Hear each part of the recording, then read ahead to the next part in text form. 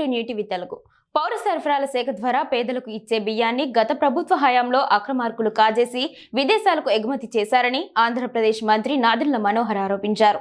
5 ఏళ్ల పాటు కాకినాడ పోర్టు నుంచి ఈ అక్రమాలు యథేచ్ఛగా సాగించారన్నారు. ఇందుకోసం పోర్టును గుప్పెట్లో పెట్టుకున్నారని, సామాన్యుల సంగతి పక్కన పెడితే జర్నలిస్టులను లోపలికి అనుమతించలేదని మంత్రి చెప్పారు. ఈ మేరకు ఆయన విజయవాడలో మీడియాతో మాట్లాడుతూ రేషన్ బియ్యం కోసం ప్రభుత్వం 12,800 కోట్ల రూపాయలు ఖర్చు చేస్తోందని, అయితే కొంతమంది ఈ బియ్యాన్ని పేదలకు చేరనివ్వడం లేదని ఆరోపించారు. ఆంధ్రప్రదేశ్లో కూటమి ప్రభుత్వం ఏర్పడ్డాక బియ్యం అక్రమ నిల్వలపై ఎక్కడికక్కడ దాడులు చేశామని మంత్రి నాదెండ్ల చెప్పారు. జూన్ చివరి వారంలో కాకినాడలోని 13 గిడ్డంగులలో తనిఖీ చేసి 25,000 టన్నుల రేషన్ బియ్యం నిల్వలను గుర్తించామని తెలిపారు. రాష్ట్రంలో మిగతా పోర్టుల కంటే కాకినాడ నుంచే గత 5 ఏళ్లలో ఎక్కువ ఎగుమతులు జరిగాయని వివరించారు. దీనికోసం రాష్ట్ర వ్యాప్తంగా గ్రీన్ ఛానల్ ఏర్పాటు చేస్తున్నారని ఆరోపించారు. కీలకమైన ఈ పోర్టులో సెక్యూరిటీ సిబ్బంది కేవలం 20 మంది మాత్రమేనని, అక్రమార్కుల కోసం గత ప్రభుత్వం దేశ భద్రతను రిస్క్లో పెట్టిందని మండిపడ్డారు. కాకినాడ పోర్టు వెనుక ఎవరున్నారు, ఇక్కడ ఏ స్థాయిలో అక్రమార్కులు పాతుకుపోయారో ప్రజలకు తెలియజెప్పేందుకే పోర్టులో తనిఖీలు చేస్తున్నామని మంత్రి వివరించారు. కాకినాడ పోర్టులో స్మగ్లింగ్ మాఫియాను అరికట్టేందుకు ప్రభుత్వం చర్యలు చేపట్టిందని చెప్పారు. ఈ పోర్టుకు సంబంధించిన వాస్తవాలు తెలుసుకునేందుకు డిప్యూటీ సీఎం పవన్ కళ్యాణ్ ఇటీవల స్వయంగా పోర్టులో పర్యటించారని గుర్తు చేశారు. కాగా కాకినాడ పోర్టులో జరిగిన అక్రమాలపై ద్వారంపూడి కన్నబాబు గతంలో ఎందుకు మాట్లాడలేదని మంత్రి నాదెండ్ల ప్రశ్నించారు. పోర్టుకు సంబంధించిన ప్రశ్నలకు మాజీ సీఎం జగన్ జవాబు చెప్పాలని మంత్రి నాదెండ్ల మనోహర్ డిమాండ్ చేశారు. ఆంధ్రప్రదేశ్ తీరంలో ఏ పోర్టుకి లేని విధంగా కాకినాడ పోర్టులో రైస్ ఎగుమతి జరిగింది. ప్రత్యేకంగా వీళ్ళు ఎప్పుడైతే మెడ మీద కత్తి పెట్టి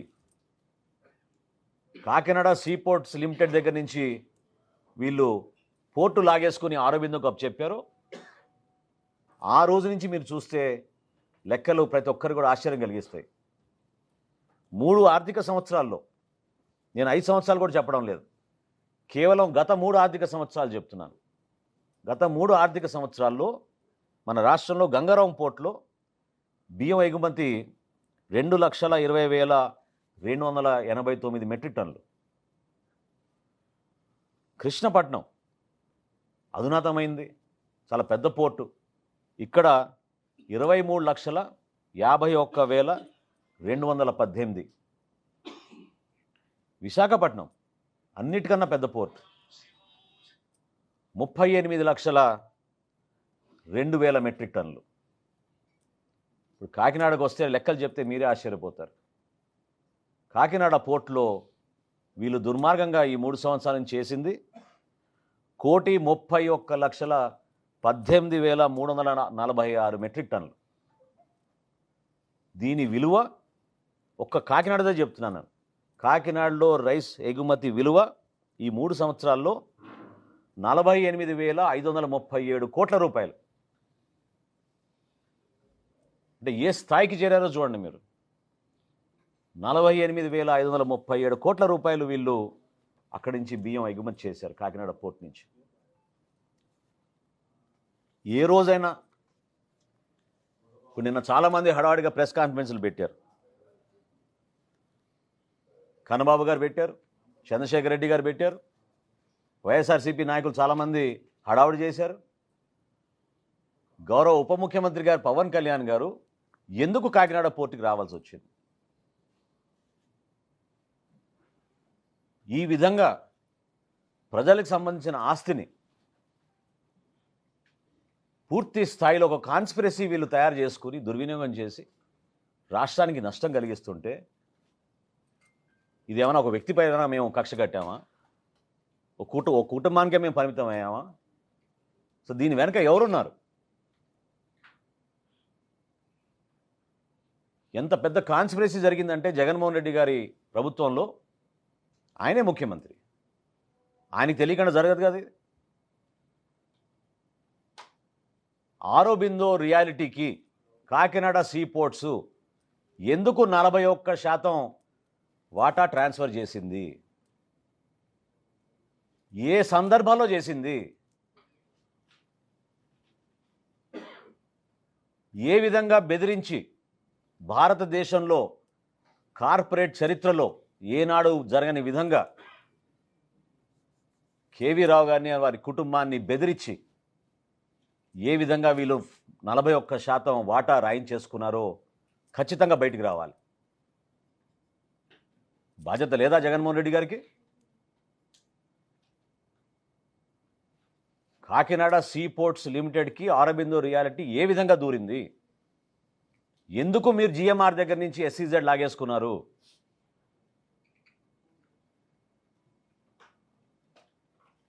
దీనికోసమే మీరు ఆ పోర్టుని పూర్తిగా మీ చేతుల్లోకి లాక్కోవడానికి, ఈ విధంగా దందా చేయడానికి, అంతిమంగా రాష్ట్ర ప్రజలకి నష్టం జరిగే విధంగా కేవలం మీరు మీ కుటుంబ సభ్యులే ఇందులో బాగుపడే విధంగా ఒక ప్రణాళిక సిద్ధం చేసుకుని చివరికి దేశ భద్రతను కూడా మీరు పక్కన పెట్టారు. పవన్ కళ్యాణ్ గారు అన్న మాటల్లో ఏం తప్పు ఉంది చెప్పండి? గంజాయి స్మగ్లింగ్ అక్కడి నుంచి జరగదని రూల్ ఏమైనా ఉందా?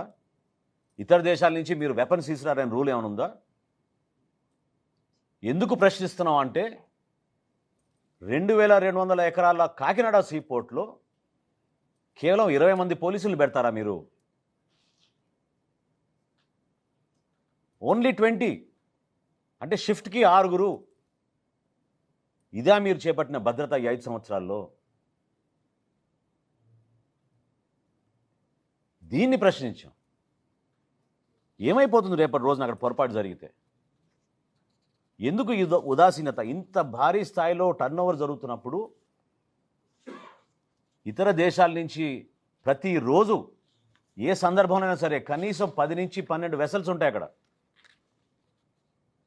2 పోర్ట్లు కలుపుకుంటే 15 నుంచి 16 వెసల్స్ ఉంటాయి.